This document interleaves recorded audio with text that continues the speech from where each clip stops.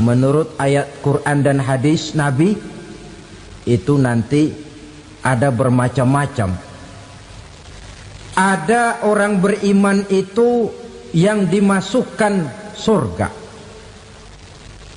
Ada orang beriman itu yang dimasukkan ke dalam surga.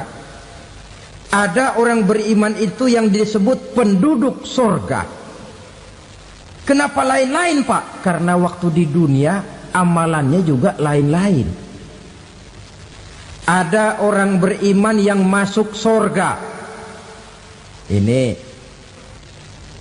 paling murah tiketnya. Mau masuk surga? Kata Nabi begini, ma min abdin qala la ilaha illallah thumma mata ala dhalik illa dakhalal jannah. Kalau seorang hamba sudah mengucap dua kalimat syahadat, dia yakin dengan kebenaran kalimat itu sampai matinya, orang itu akan masuk surga. Abi Dzar yang waktu itu diajak bicara heran, ya Rasul kok gampang betul? Iya. Walaupun orang itu mencuri, iya. Walaupun orang itu berzina, iya. Biar dia mencuri, biar dia berzina, kalau dia sudah mengucap dua kalimat syahadat, dia yakin dengan kebenaran kalimat itu sampai matinya, itu orang akan masuk surga. Jadi masuk surga cukup dua kalimat syahadat, yakin sampai mati, masuk surga. Itu perkara masuk. Tapi kalau pertanyaannya diterusin, masuknya kapan, Pak? Nah, ini lain lagi urusannya. Sebab ada yang masuknya itu langsung, ada yang mampir dulu. Di sana tempat cuma dua, kalau tidak surga, neraka. Mau ke surga tapi mampir dulu, yang mampirnya jelas di neraka. Kenapa? Dalam hadis qudsi ada riwayat, nanti itu di akhirat, setelah Allah selesai mengatur penduduk surga masuk surga, yang neraka masuk neraka, Allah berkata kepada malaikat Malik, malaikat Malik, labaik ya Allah, itu bajingan-bajingan tengik, manusia-manusia durjana yang waktu di dunia tidak mau sujud, jauh dari ulama, gemar melakukan yang munkarat dan maksiat, hidup di tengah masyarakat selalu jadi bibit keonaran, kufur, sudah masuk neraka semua. Sudah ya Allah. Nah, kalau sudah, coba sekarang kamu masuk, Malik. Saya, iya, masuk neraka. Mau apa ya Allah? Kata Allah, akhriju minan nar man kana fi qalbihi misqala habatin min khardalin min iman. Kau masuk neraka, cari di dalam neraka orang-orang yang ada imannya walaupun kecil sebesar biji zarah, angkat mereka keluar. Masuk malaikat Malik ke neraka, cari orang yang ada imannya, korek-korek. Ya repot, udah pada gosong. Yang ada imannya diangkat ke atas, yang ada imannya diangkat ke atas, lalu dimandikan di Nahrul Hayat, namanya sungai kehidupan di akhirat nanti. Cakep lagi rupanya, bersih lagi wajahnya, apel di hadapan Allah. Kata Allah, bagaimana mas?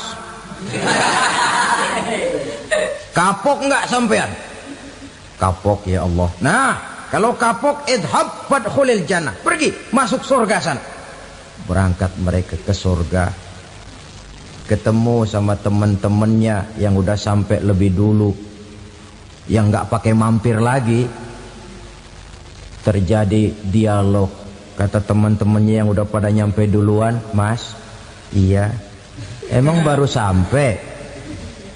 Saya baru sampai. Memang mampir di mana dulu mas? Kita sudah lama sampai di surga. Saudara buka surah Al-Muddatsir ayat 34-35. Ma salakakum fis saqar? Kenapa kamu mampir di neraka Saqar? Qalu lam naku minal musallin. Mereka menjawab, kami mampir di neraka Saqar mas, gara-gara dulunya kami waktu di dunia ndak pernah sholat. Ndak pernah sholat? Ndak pernah. Kan rumahnya dekat masjid, cuma dekat doang mas. Sholat mah enggak saya. Enggak pernah ngasih makan fakir miskin, enggak pernah hadir di majelis taklim, pendeknya enggak pernah melakukan kebajikan, maka saya pun mampir di neraka sakor. Untung betul saya punya iman mas sedikit.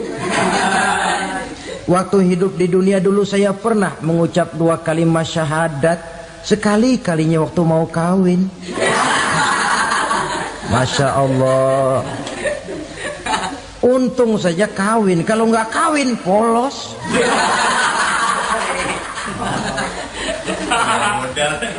Itu juga pengulu sudah setengah mati ngajarin. Asyhadu alla, asyaduaan, asyaduaan.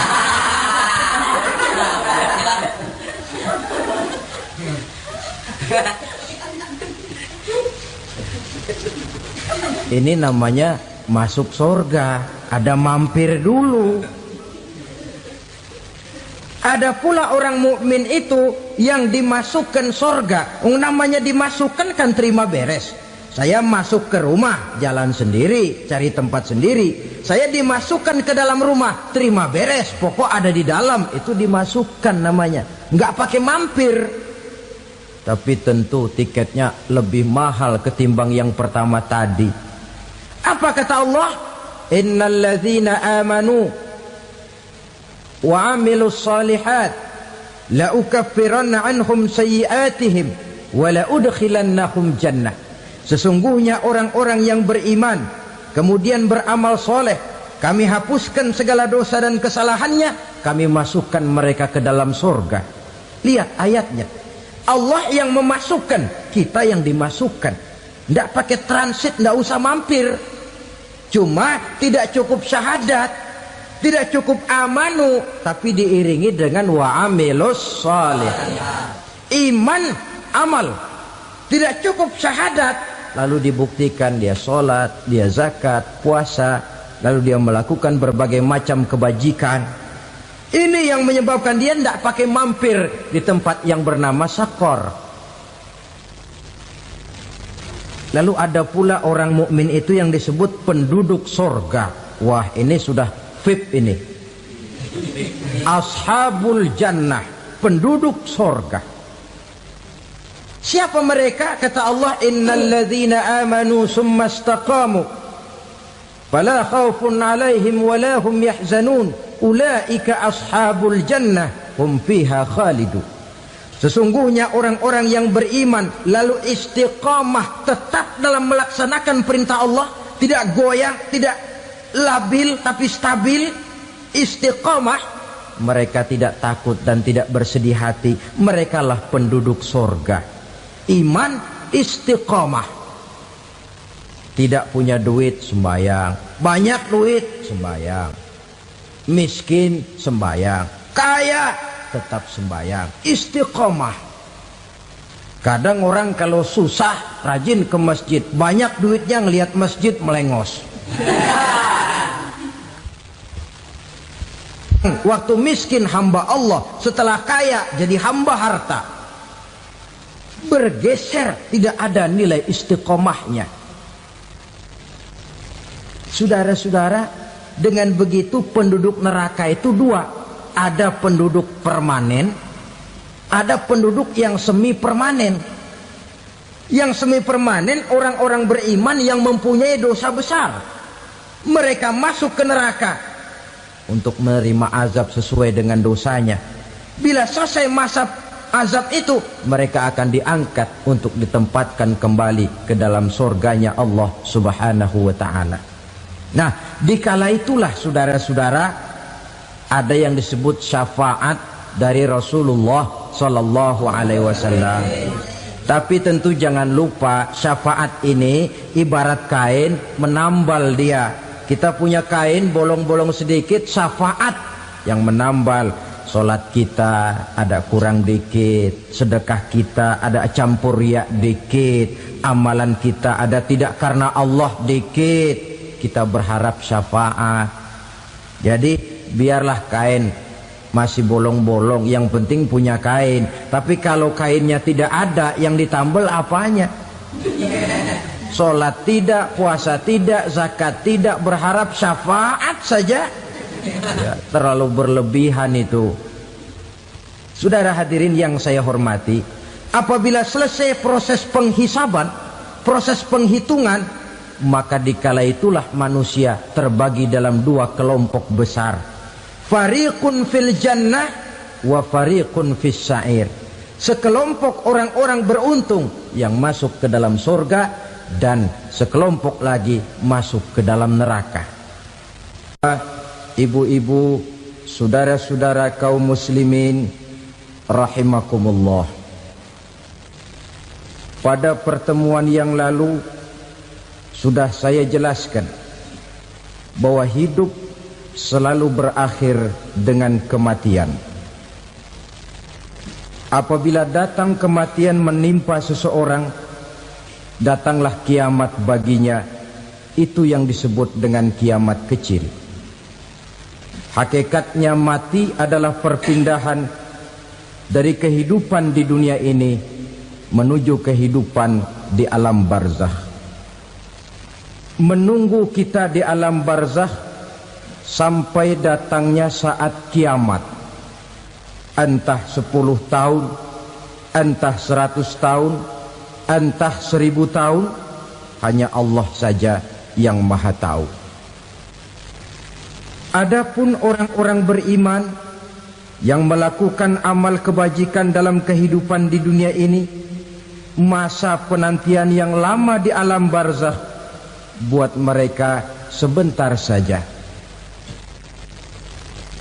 Tetapi bagi orang-orang kafir yang ingkar, yang tidak beriman kepada Allah, yang hidup di dunia cuma menumpuk-numpuk dosa, tentu penantian di alam barzakh akan merupakan waktu yang sangat lama.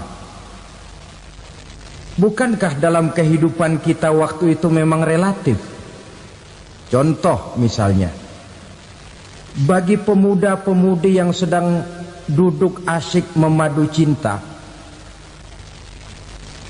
waktu 4-5 jam saja rasanya cuma 4-5 menit. Tenggelam oleh keasikan. Tapi buat orang yang berbaring di rumah sakit, meratap di balik-balik apa itu tembok derita kata lagu, di balik dinding-dinding penjara, sehari bagai seminggu, seminggu rasa sebulan, sebulan boleh jadi rasa setahun. Penantian yang sangat lama. Kapan kiamat itu akan datang? Ini rahasia Allah. Jangankan kita yang orang awam, baginda Nabi sendiri tidak diberitahu oleh Allah kapan kiamat itu akan terjadi.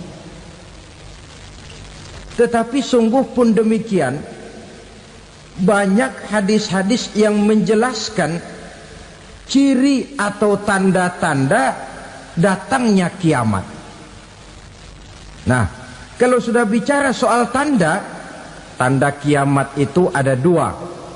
Pertama yang disebut alamatus sughra, tanda-tanda kecil. Ini waktunya masih ada tenggang.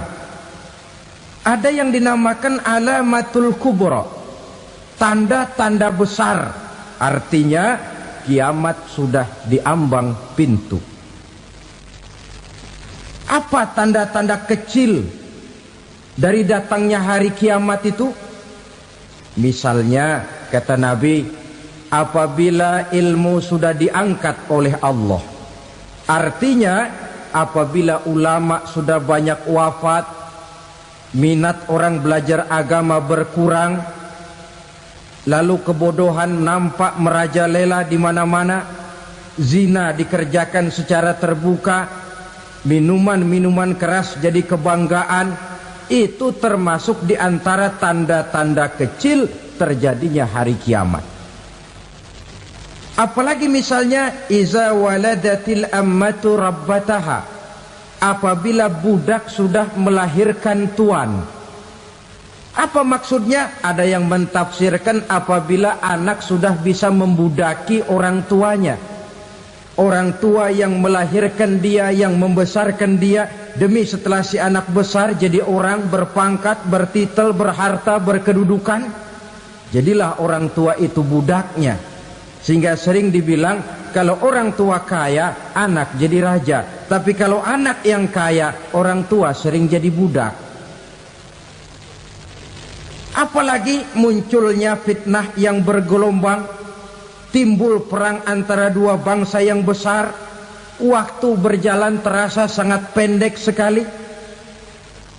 Itu merupakan tanda di antara tanda-tanda kiamat. Termasuk di dalamnya sulit membedakan mana laki, mana perempuan. Kan kalau tanda-tanda kayak begini sekarang sudah banyak kita lihat kan. Ulama banyak wafat, penggantinya sulit. Zina dikerjakan berterang-terangan, minuman keras jadi kebanggaan, banyak anak membudaki orang tuanya, sulit membedakan mana laki mana perempuan. Kadang-kadang dari belakang kita lihat perempuan bener, begitu kita colek nengok jenggotan.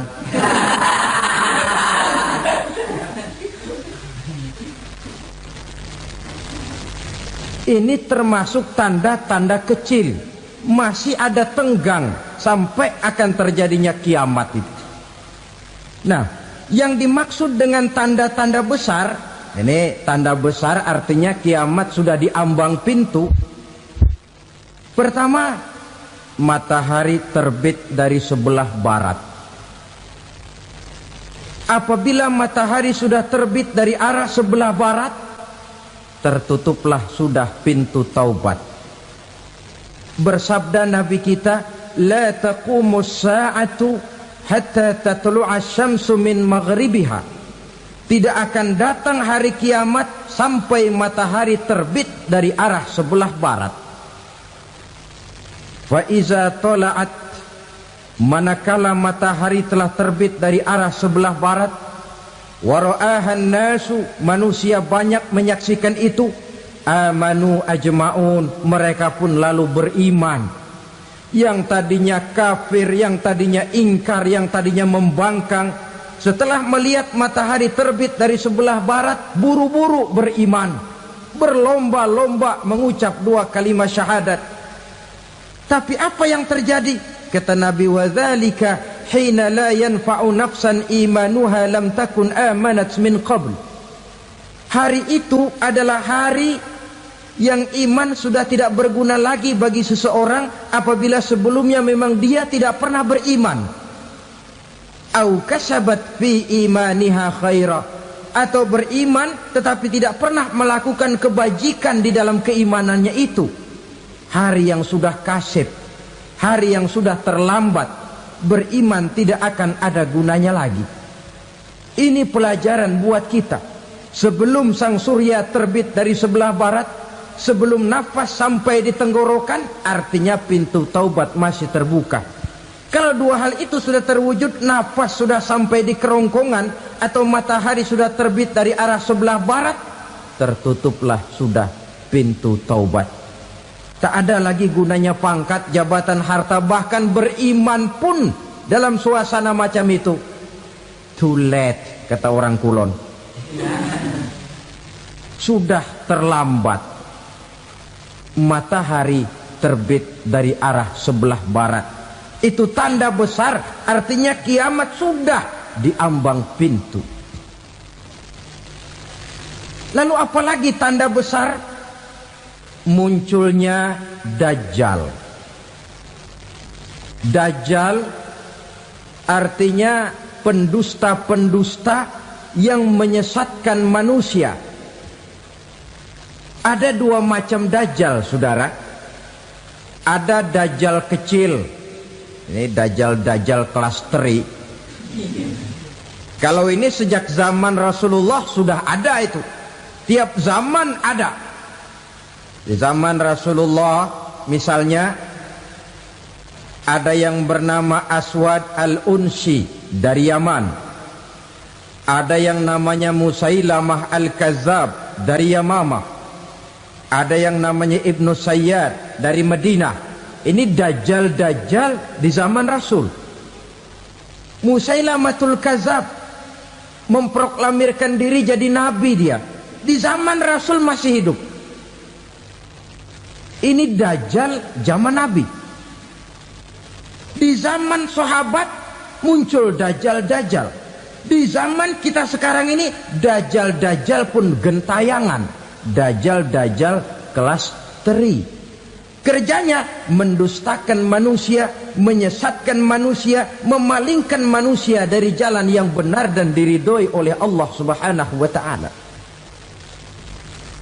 Adapun yang merupakan tanda besar dari datangnya kiamat, dajjal-dajjal kelas kakap. Pembohong-pembohong besar yang menyesatkan masyarakat manusia berpaling dari jalan Allah mengikuti jalan mereka. Apa sih ciri dajjal itu? Kata Nabi dalam hadis Bukhari Muslim, inna dajjala, sesungguhnya yang namanya dajjal itu yakhruju, satu saat akan muncul mendekati hari kiamat. Wa inna ma'ahu ma'an, si dajjal ini membawa air. Wa naran, dan juga membawa api. Dua simbol. Di tangan yang satu dia bawa air, di tangan yang satu dia bawa api. Wa ammal ladzi yarahu an-nasu ma'an fanarun, adapun yang orang banyak lihat air, hakikatnya adalah api. Yang dilihat api, hakikatnya adalah air. Oleh sebab itu, kalau api yang ditawarkan, ambillah air. Kalau air yang ditawarkan, pilihlah api. Maksudnya apa ini? Ini bahasa simbol, saudara-saudara. Dajjal bicaranya seolah-olah untuk kepentingan manusia. Menawarkan surga. Surga yang dia tawarkan hakikatnya neraka. Hai manusia, kalau kau mau bahagia, jangan dekat-dekat dengan agama. Solat itu tidak efektif dan efisien, tidak produktif dari segi ekonomi itu. Menghadiri majelis taklim cuma buang-buang waktu. Tahajud, tasbih, tahlil, baca Quran, apa itu? Pekerjaan mubazir saja. Hidup ini cuma sekali, masa yang cuma sekali, manfaatkan dengan sebaik-baiknya. Mumpung, dibawanya sifat mumpung tetapi dalam pengertian yang sangat negatif. Bicaranya seolah-olah untuk kepentingan manusia, tetapi sebenarnya menjerumuskan manusia. Menawarkan air tapi sebenarnya api. Menawarkan api tapi hakikatnya air. Buat apa kamu sholat? Buat apa kamu bayar zakat? Buat apa kamu puasa? Surga yang dicanangkan dajjal hakikatnya neraka. Neraka yang digambarkan dajjal pada dasarnya adalah surga. Jadi memutarbalikkan fakta itu kerjaan dajjal. Yang hak jadi batil, yang batil dibilang hak, yang benar jadi salah, yang salah malah jadi benar. Tuntunan disuruh jadi tontonan, tontonan malah menjadi tuntunan. Itu pekerjaan dajjal profesinya. Zamannya Nabi Adam, dajjalnya kan iblis. Betul? Betul. Apa sih gang kerayuan iblis itu? Allah setelah menciptakan Nabi Adam kan bilang, Adam, kau dan istrimu Hawa tinggal di surga ini. Seluruh fasilitas yang ada di surga persilahkan kau nikmati. Satu yang tidak boleh, jangan coba-coba dekati pohon khuldi. Dekat saja jangan, apalagi sampai memetiknya. Datang dajjal yang namanya iblis ini. Adam, kamu tahu nggak kenapa tidak boleh makan buah khuldi? Ya nggak tahu, pokoknya saya dilarang. Bodoh kamu Dam. Khuldun artinya kekal. Kalau kamu makan itu buah, kau akan kekal di surga buat selamanya. Allah tidak kepengen, maka dilarang kamu makan buah khuldi. Kalau kau ingin kekal di surga Adam, makan saja. Saya bicara begini ini untuk kepentingan kamu Adam. Ini kan ciri-ciri Dajjal. Bicaranya sih seolah-olah untuk kepentingan Nabi Adam, hakikat sebenarnya menjerumuskan Nabi Adam supaya ingkar dan melanggar larangan dari Allah Subhanahu wa ta'ala. Jadi setelah muncul Dajjal, timbul kekacauan-kekacauan di masyarakat. Banyak yang terpengaruh, terpedaya dan terpesona. Termasuk mereka yang memproklamirkan diri jadi nabi, mereka yang memproklamirkan diri jadi rasul di zaman sesudah Rasulullah wafat. Itu adalah Dajjal. Maka saya ingatkan, kalau di zaman kita sekarang ini ada orang ngaku jadi nabi, ada orang ngaku jadi rasul, biar bahasa Arabnya kental, Quran hafal, hadis ribuan hadis hafal, biar pakai serban sampai menyengser ke tanah, bahasa Arabnya fasih, tapi dia mengaku jadi nabi, jadi rasul, kita umat Islam wajib tidak percaya. Wajib untuk tidak percaya. Itulah Dajjal zaman kita sekarang ini. Tidak mustahil mereka datang mempengaruhi orang awam supaya berpaling dari Rasulullah, mengikuti mereka.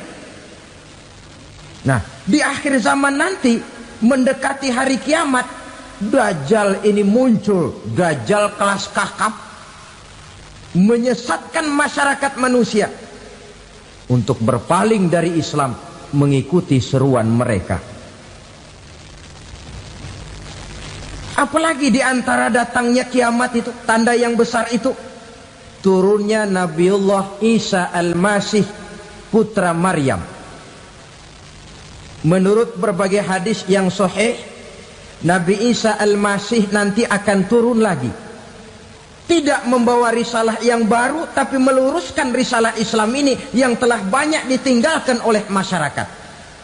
Bahkan ada hadis menjelaskan beliau akan membunuh Nabi, mematahkan kayu-kayu salib, lalu melaksanakan haji dan umrah mengikuti syariat Nabi Muhammad, bukan membawa agama baru. Menjadi semacam mujaddid, reformer, menyelamatkan manusia dari bisikan Dajjal. Bahkan ada riwayat yang menjelaskan bahwa Nabi Isa berhasil mengalahkan Dajjal, mengembalikan masyarakat manusia kembali kepada ajaran Islam yang datang dari Allah, dibawa oleh Rasulullah Sallallahu Alaihi Wasallam. Dengan kata lain, turunnya Nabi Isa bukan sebagai Nabi dan Rasul baru, tetapi mengikuti syariat Nabi kita Muhammad Sallallahu Alaihi Wasallam.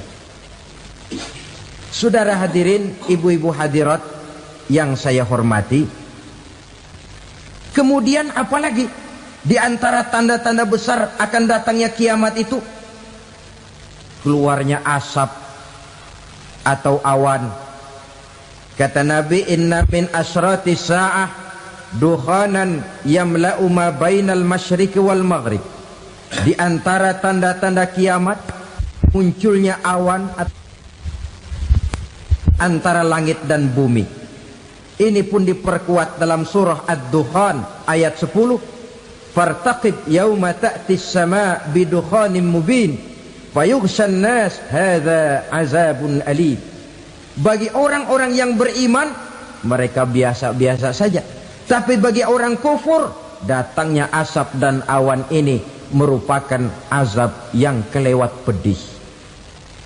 Barangkali sedikit mendekati gambaran tentang azab yang pedih ini, saya ingatkan alam pikiran kita kepada peristiwa yang belum lama terjadi. Pernah dengar berita bocornya reaktor nuklir di Chernobyl, Uni Soviet? Pernah dengar? Bocornya reaktor nuklir di Chernobyl yang mengakibatkan ratusan, bahkan sangat mungkin ribuan nyawa.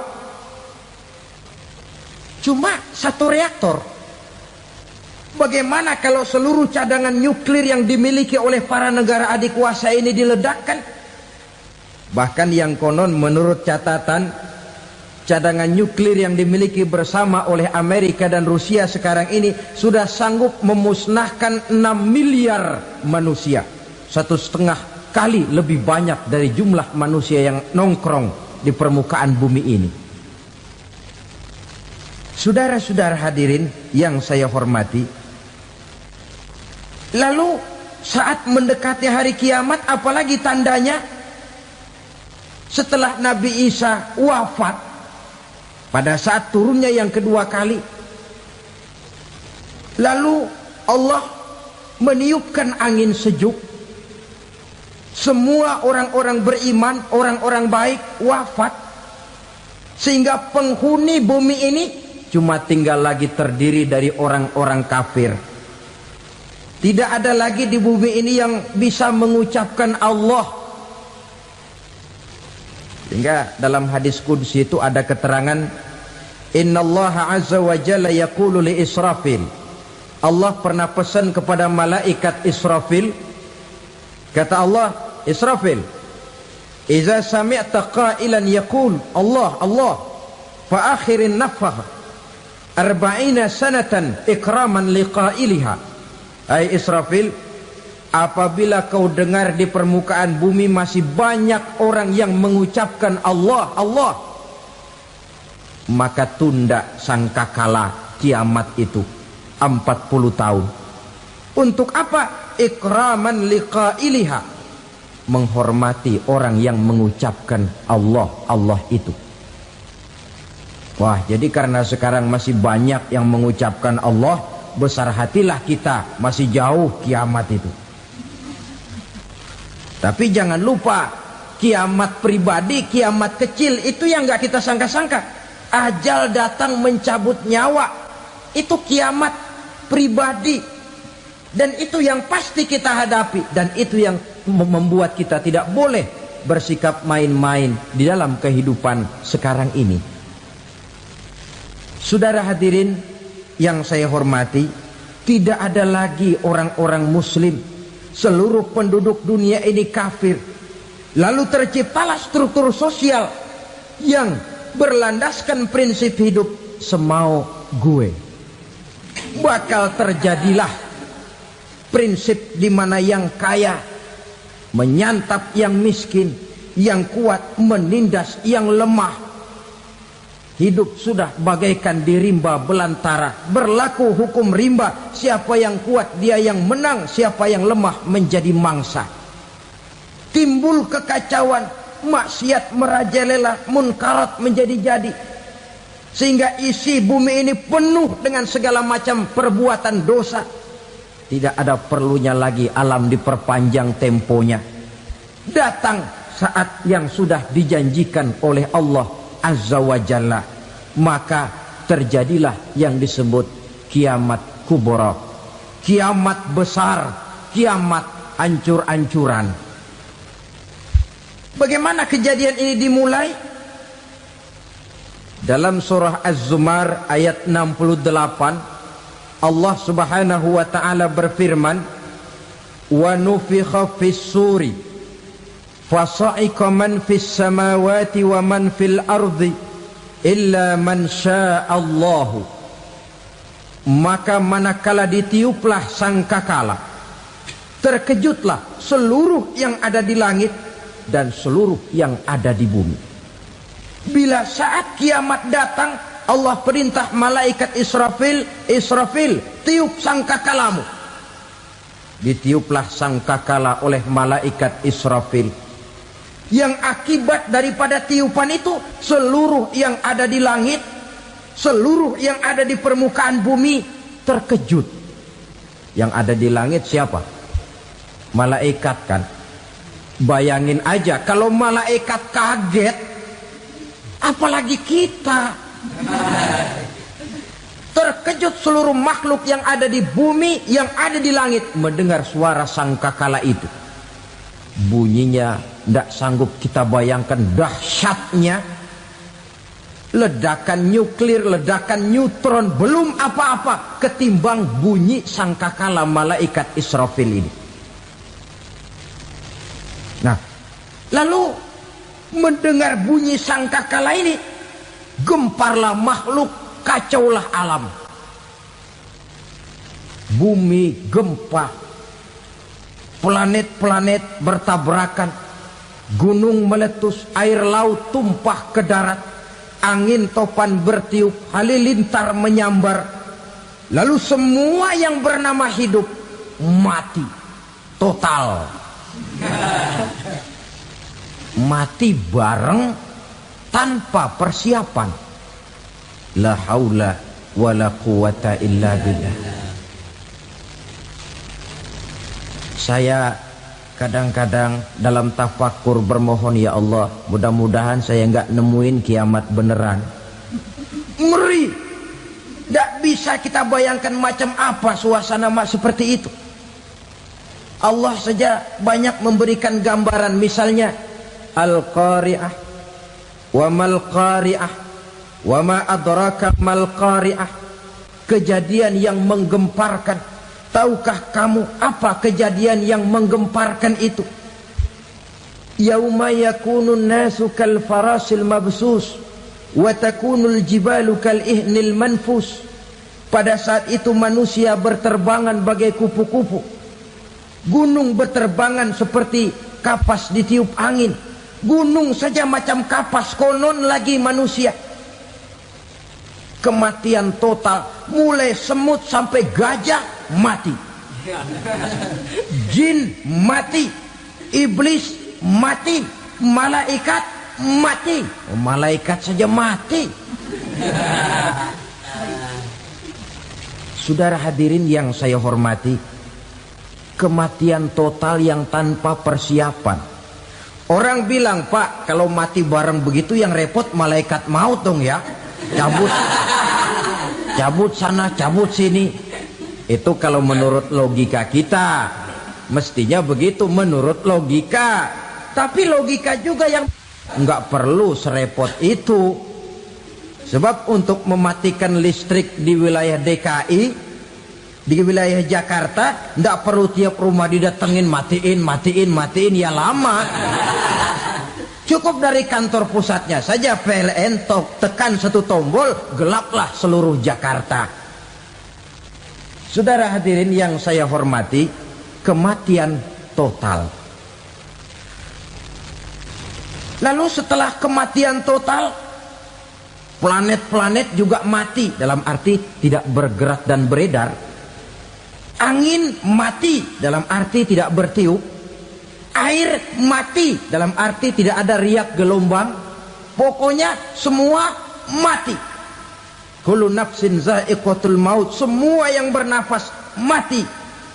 Dalam ayat lain, kullu man 'alaiha fan. Semua yang ada di permukaan bumi fana. Yang kekal cuma Allah Subhanahu wa ta'ala. Yang paling belakang mati, malaikat maut dan malaikat Israfil. Tapi mati juga sesuai dengan janji Allah. 10 lamanya. Tidak dijelaskan oleh Abi Hurairah 40 jam, apa 40 hari, apa 40 tahun.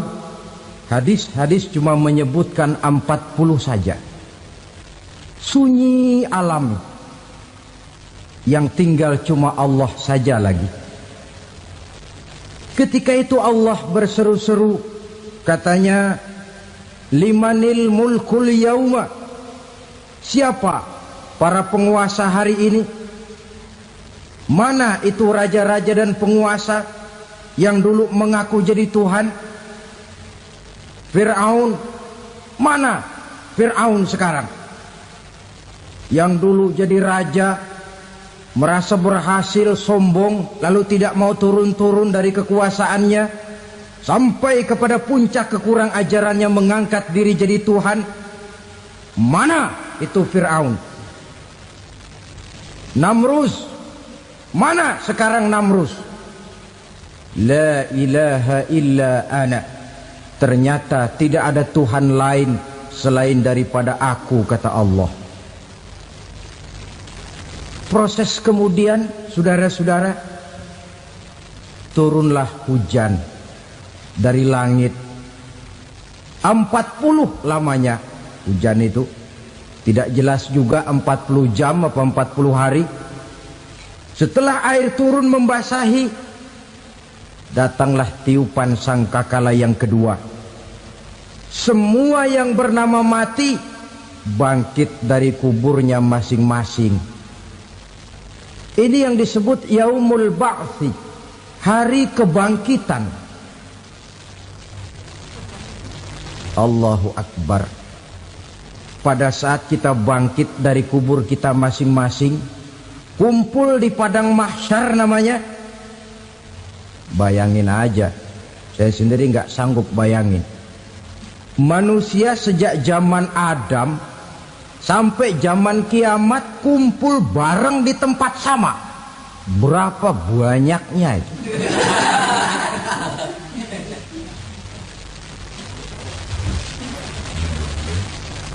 Dan yang luar biasa menurut satu riwayat, pada saat bangkit itu, Masya Allah, roman muka kita berubah,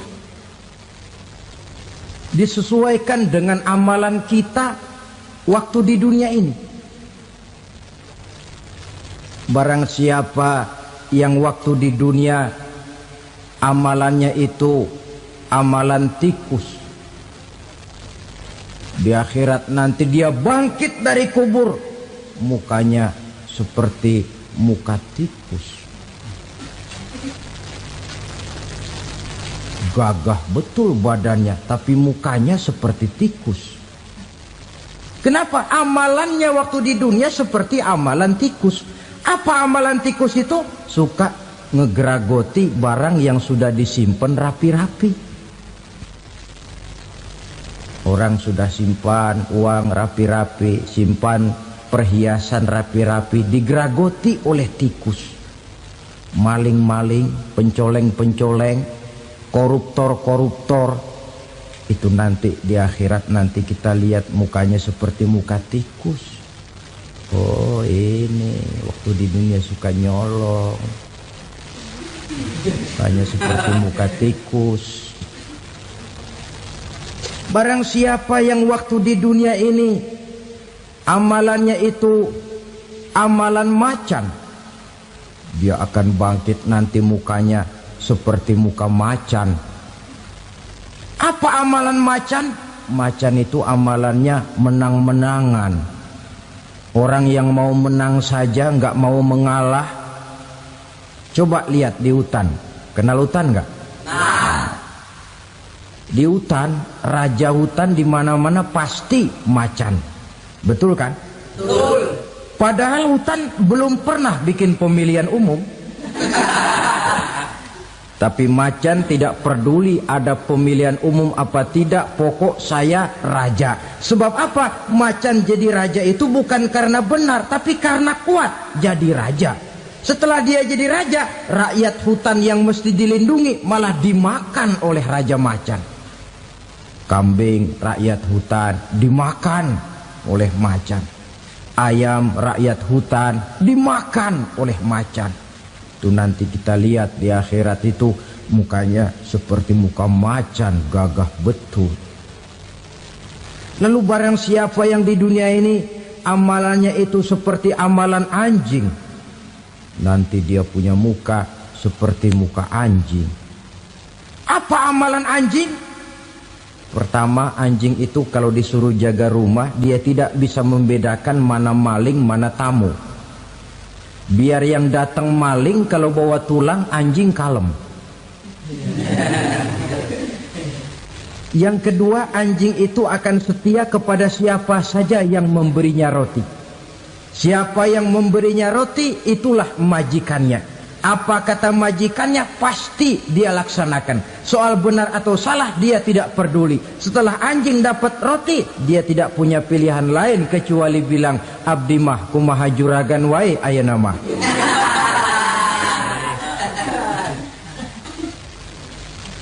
Saudara hadirin yang saya hormati, berkumpul di padang mahsyar, tiap orang sibuk dengan persoalannya masing-masing. Matahari waktu itu didekatkan oleh Allah, panas luar biasa. Ada yang saking panasnya itu mencucurkan peluh keringat sampai sebatas mata kakinya. Ada yang keringatnya sampai sedengkulnya, ada yang keringatnya sampai sepusatnya, ada yang keringatnya mengalir sampai sebahunya, ada yang kelelap oleh keringatnya sendiri, sementara orang di sampingnya enggak apa-apa. Bergantung lagi amalan dia waktu di dunia ini. Saudara-saudara, sebagian orang dalam kepanikan padang mahsyar berombong-rombong datang mereka menghadap Nabi Adam. Ya Adam, anta abal bashar. Hai Adam, Tuhan adalah bapak moyang manusia. Kami sebentar lagi akan disidang, dimintakan pertanggungan jawab. Tolonglah kami, hai Adam. Kata Nabi Adam, jangankan nolongin sampean, saya sendiri tanggung jawab di hadapan Allah ketika dulu tidak boleh makan khuldi, saya serobot. Sudahlah, urus diri masing-masing saja, nafsi. Begitu kata Nabi Nuh, begitu kata Nabi Ibrahim. Tiap orang bertanggung jawab sendiri-sendiri. Ketika itulah saudara-saudara, nikmatnya menjadi umat Nabi besar Muhammad sallallahu alaihi wasallam. Sebab apa? Walaupun menurut abjad kita ini umat paling belakang, paling belakang kita ini toh, karena Nabi Muhammad adalah Nabi akhir, tapi akan dihisap lebih dulu, lewat di atas sirat lebih dulu, masuk surga lebih dahulu ketimbang umat-umat belakangan. Ketika Rasul mendekati ajal, beliau tanyakan itu kepada malaikat Jibril. Malaikat Jibril berkata, Muhammad jangan khawatir, Allah sudah berjanji, inni haramtul jannata ala sairil anbiya hatta tadkhulaha anta, wa haramtuha ala sairil umami hatta tadkhulaha ummatuka. Surga aku haramkan buat seluruh nabi kecuali kalau engkau Muhammad sudah masuk ke dalamnya, dan surga aku haramkan buat seluruh umat kecuali kalau umatmu Muhammad sudah masuk ke dalamnya. Logikanya, walaupun menurut abjad kita umat paling belakang, bakal dihisap paling dulu, lewat di atas sirat paling dulu, masuk surga paling dulu, kalau mampir ke neraka juga paling dulu. Ya resiko. Jangan mau enaknya aja paling dulu. Saudara hadirin yang saya hormati, setelah masa kebangkitan itu jangan dikira begitu bangkit langsung diperiksa. Masih menunggu menanti ribuan tahun perhitungan padang mahsyar untuk sampai kepada proses yang disebut yaumul hisab, hari perhitungan. Seorang demi seorang bakal dipanggil. Bayangkan saja, kita se-RT saja di absen, kadang-kadang perlu waktu lama. Ini manusia sejak zaman Nabi Adam sampai datang hari kiamat, satu demi satu disidang di hadapan Qadhi Rabbul Jalil. Status sosial copot sudah waktu itu. Yang pernah jadi hartawan di situ tidak lagi kelihatan kehartawanannya. Yang pernah jadi jenderal tidak lagi dipanggil jenderalnya. Yang ustadz tidak lagi dipanggil al-mukarramnya. Seluruh status sosial selesai. Dipanggillah kita seorang demi seorang menghadap Qadhi Rabbul Jalil. Bagaimana proses penghisaban itu?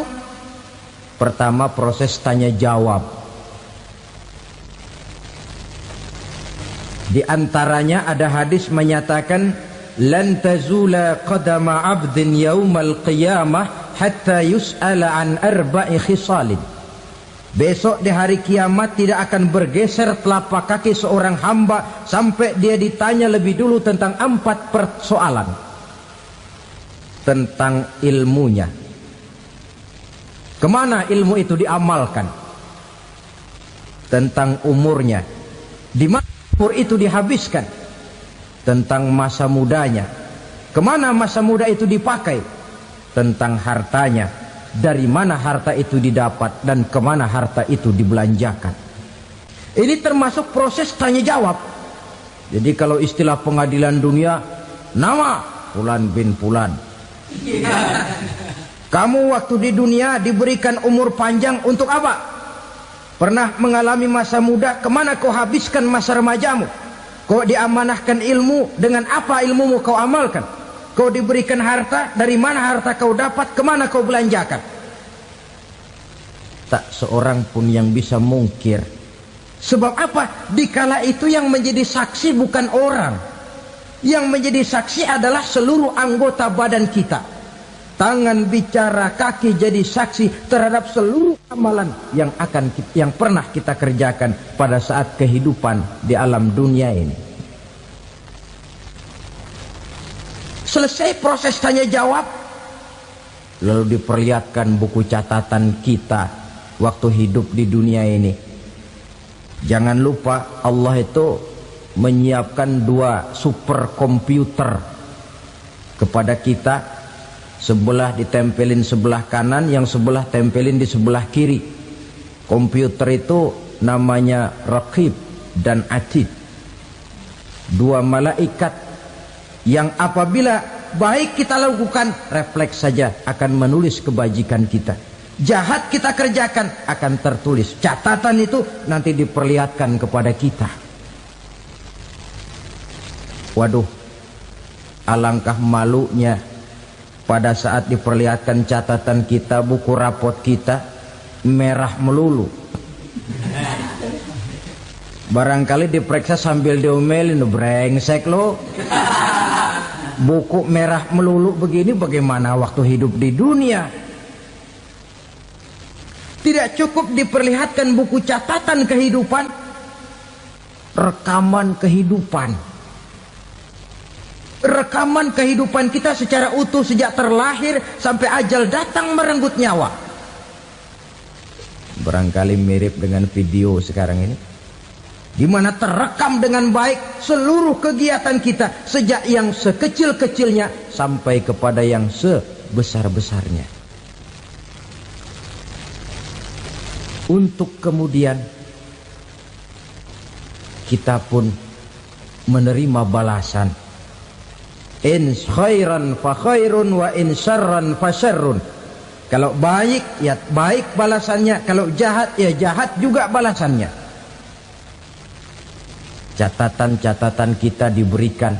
Kalau banyak kebajikannya diberikan di tangan kanan dengan cara yang halus.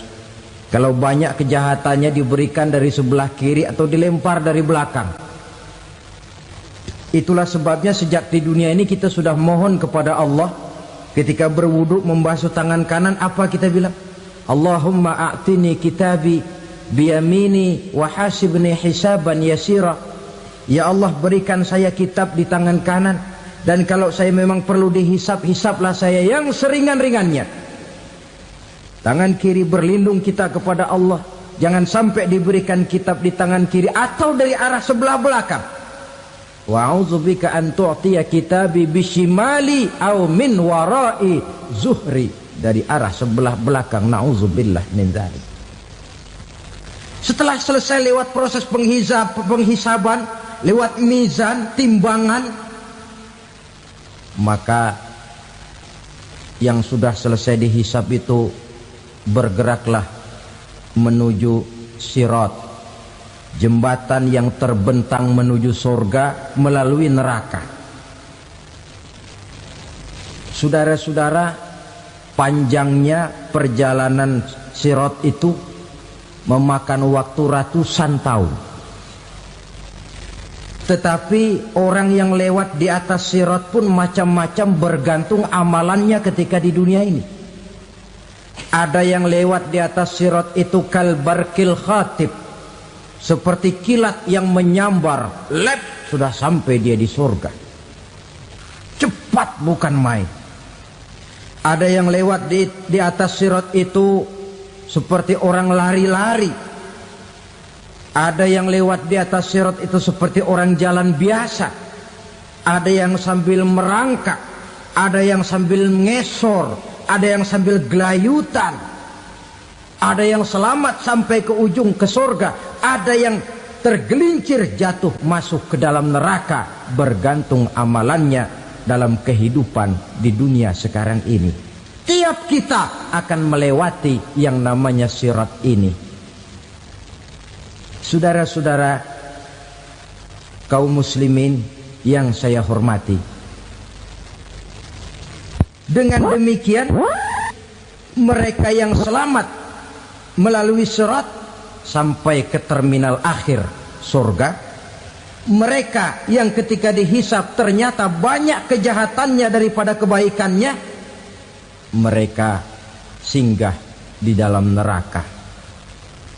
Nah, adapun orang-orang yang beriman menurut ayat Quran dan hadis Nabi itu nanti ada bermacam-macam.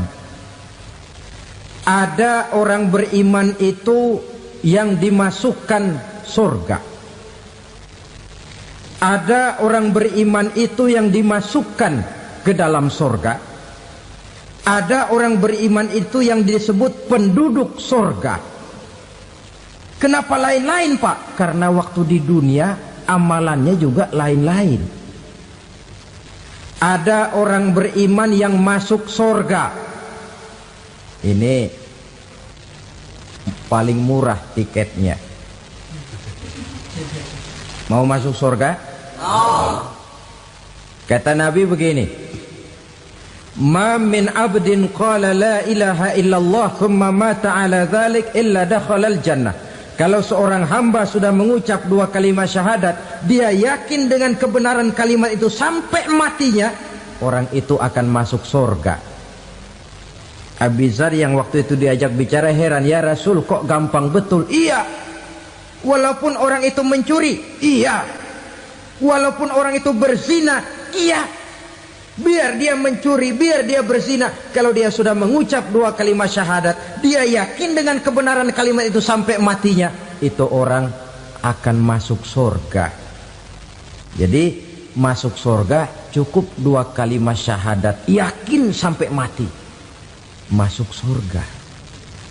Itu perkara masuk. Tapi kalau pertanyaannya diterusin, masuknya kapan, Pak?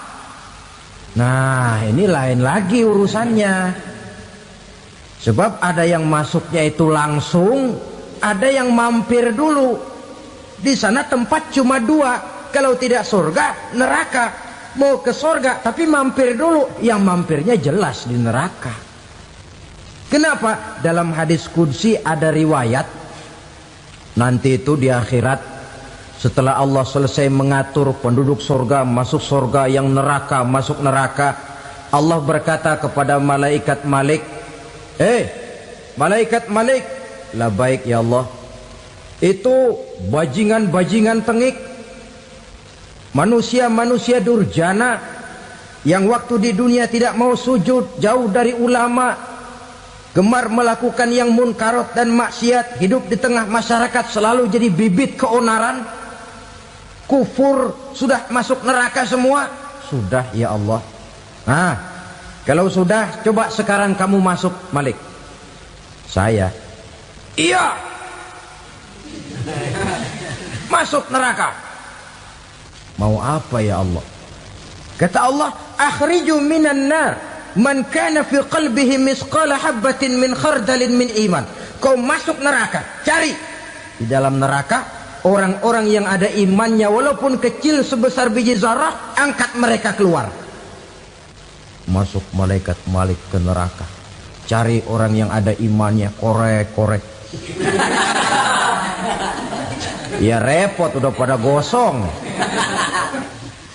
Yang ada imannya diangkat ke atas, yang ada imannya diangkat ke atas, lalu dimandikan di Nahrul Hayat, namanya sungai kehidupan di akhirat nanti. Cakep lagi rupanya, bersih lagi wajahnya, apel di hadapan Allah. Kata Allah, bagaimana mas? Kapok nggak sampean? Kapok ya Allah. Nah, kalau kapok, idhab fadkhulil jannah, pergi masuk surga sana. Berangkat mereka ke surga. ketemu sama teman-temannya yang udah sampai lebih dulu, yang nggak pakai mampir lagi. Terjadi dialog. Kata teman-temannya yang udah pada nyampe duluan, "Mas, iya, emang baru sampai?" Saya baru sampai." "Memang mampir di mana dulu, Mas? Kita sudah lama sampai di surga." Saudara buka surah Al-Muddatsir ayat 34-35. "Ma salakakum fis saqar?" Kenapa kamu mampir di neraka Sakor? Qalu lam naku minal musallin. Mereka menjawab, kami mampir di neraka Sakor, Mas, gara-gara dulunya kami waktu di dunia tidak pernah sholat. Tidak pernah sholat? Tidak pernah. Kan rumahnya dekat masjid. Cuma dekat doang, Mas. Sholat mah enggak saya. Enggak pernah ngasih makan fakir miskin. Enggak pernah hadir di majelis taklim. Pendeknya enggak pernah melakukan kebajikan. Maka saya pun mampir di neraka Sakor. Untung betul saya punya iman, Mas, sedikit. Waktu hidup di dunia dulu saya pernah mengucap 2 kalimat syahadat. Sekali-kalinya waktu mau kawin. Masya Allah. Untung saja kawin. Kalau nggak kawin polos.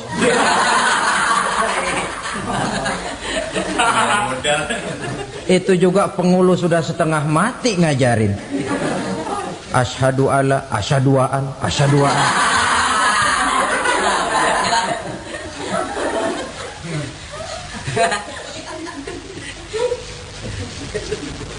Ini namanya masuk surga, ada mampir dulu.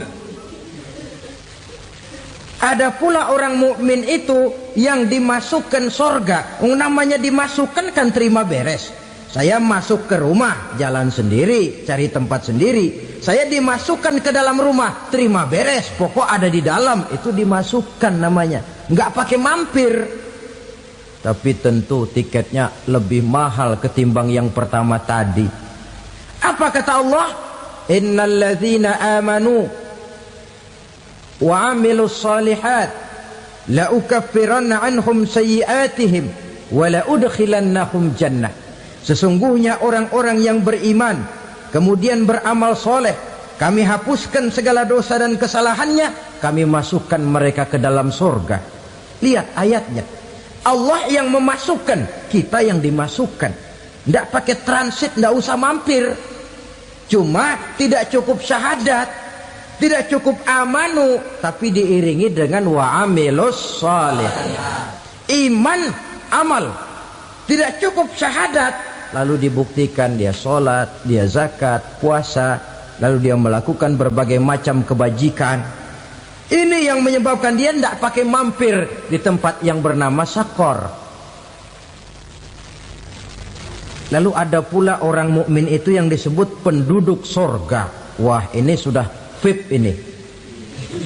Ashabul jannah, penduduk sorga. Siapa mereka? Kata Allah, innal ladzina amanu summa istaqamu fala khaufun alaihim wala hum yahzanun ulaika ashabul jannah hum fiha khalidun. Sesungguhnya orang-orang yang beriman lalu istiqamah, tetap dalam melaksanakan perintah Allah, tidak goyah, tidak labil tapi stabil, istiqamah, mereka tidak takut dan tidak bersedih hati. Merekalah penduduk surga. Iman, istiqamah. Tidak punya duit, sembahyang. Banyak duit, sembahyang. Miskin, sembahyang. Kaya, tetap sembahyang. Istiqomah. Kadang orang kalau susah rajin ke masjid, banyak duitnya ngelihat masjid melengos. Waktu miskin hamba Allah, setelah kaya jadi hamba harta. Bergeser, tidak ada nilai istiqomahnya. Saudara-saudara, dengan begitu penduduk neraka itu dua. Ada penduduk permanen, ada penduduk yang semi permanen. Yang semi permanen orang-orang beriman yang mempunyai dosa besar. Mereka masuk ke neraka untuk menerima azab sesuai dengan dosanya. Bila selesai masa azab itu, mereka akan diangkat untuk ditempatkan kembali ke dalam surganya Allah Subhanahu wa ta'ala. Nah, dikala itulah saudara-saudara, ada yang disebut syafaat dari Rasulullah Sallallahu Alaihi Wasallam. Tapi tentu jangan lupa, syafaat ini ibarat kain menambal dia. Kita punya kain bolong-bolong sedikit, syafaat yang menambal. Solat kita ada kurang dikit, sedekah kita ada campur riak dikit, amalan kita ada tidak karena Allah dikit, kita berharap syafaat. Jadi biarlah kain masih bolong-bolong, yang penting punya kain. Tapi kalau kainnya tidak ada, yang ditambal apanya? Solat tidak, puasa tidak, zakat tidak, berharap syafaat saja.